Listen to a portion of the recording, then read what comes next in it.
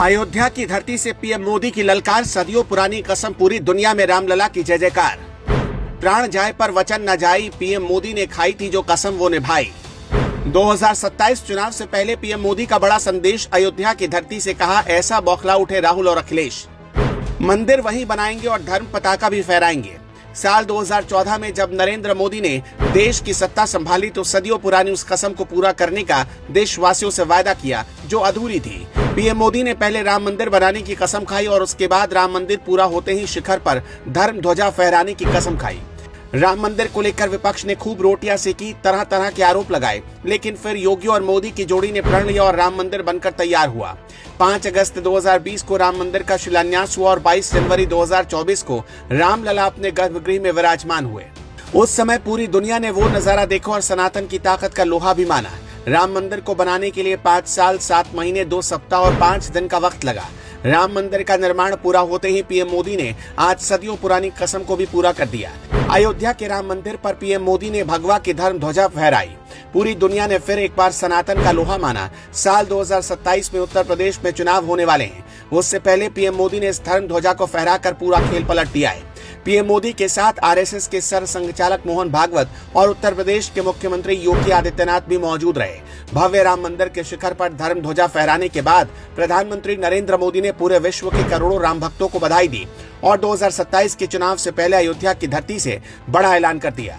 मोदी ने जो कहा उसको सुनने के बाद विपक्ष के होश फाख्ता हो जाएंगे। पीएम मोदी करोड़ों राम भक्तों को संबोधित करते हुए कह रहे थे कि आज अयोध्या नगरी भारत की सांस्कृतिक चेतना के एक और उत्कर्ष बिंदु की साक्षी बन रही है। श्री राम जन्मभूमि मंदिर के शिखर ध्वजारोहण उत्सव का ये क्षण अद्वितीय और अलौकिक है। मोदी ने साधु संतों के सामने सियावर रामचंद्र की जय जयकार की। इस दौरान पूरी अयोध्या नगरी जय श्री राम के नारों से गूंज उठी। पीएम मोदी यही नहीं रुके, उन्होंने आगे कुछ ऐसा कहा जिसके बाद राम भक्त भावुक हो गए।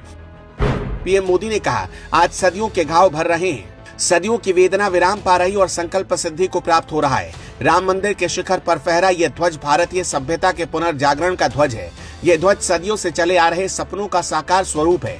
25 नवंबर ऐतिहासिक दिन है। आज संपूर्ण भारत, संपूर्ण विश्व राममय है। अयोध्या वो भूमि है जहाँ आदर्श आचरण में बसते हैं। ये धर्म ध्वजा केवल एक ध्वज नहीं, ये भारतीय सभ्यता के पुनर्जागरण का ध्वज है। ये धर्म ध्वजा राम मंदिर के ध्येय का प्रतीक है। ये ध्वज दूर से ही राम जन्मभूमि का दर्शन कराएगा और युगों युगों तक प्रभु श्री राम के संदेश को पूरे विश्व में पहुंचाएगा।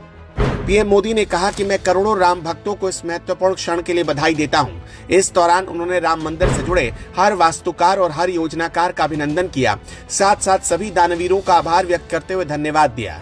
पीएम मोदी ने कहा, किसी अयोध्या से पूरे संसार को बताया कि कैसे एक व्यक्ति अपने संस्कारों से पुरुषोत्तम बनता है। जब भगवान राम वनवास को गए तब युवराज राम थे, मगर जब लौटे तो मर्यादा पुरुषोत्तम बनकर आए। इसमें अनेक लोगों का योगदान रहा।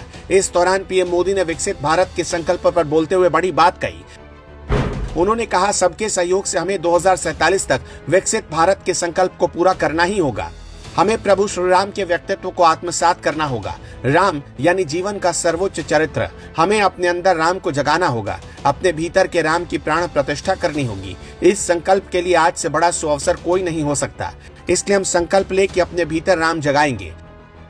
पीएम मोदी का करोड़ों देशवासियों को साफ संदेश था कि 2027 तक किसी भी हाल में भारत को विकसित राज्य बनाना है। आपको बता दें कि हाल ही में अखिलेश यादव ने विकसित भारत को लेकर पीएम मोदी पर जो कहा था उसकी देश भर में निंदा हुई, लेकिन पीएम मोदी ने प्रण कर लिया है कि हर हाल में भारत को विकसित राज्य बनाना है। इस अवसर पर पीएम मोदी ने लॉर्ड मैकाले की तरफ से भारत पर थोपी गई गुलामी की मानसिकता पर भी प्रहार किया। मोदी ने कहा कि मैकाले ने भारत के लोगों को गुलाम बना दिया। देश के लोगों को विदेश की चीजें अच्छी लगने लगी।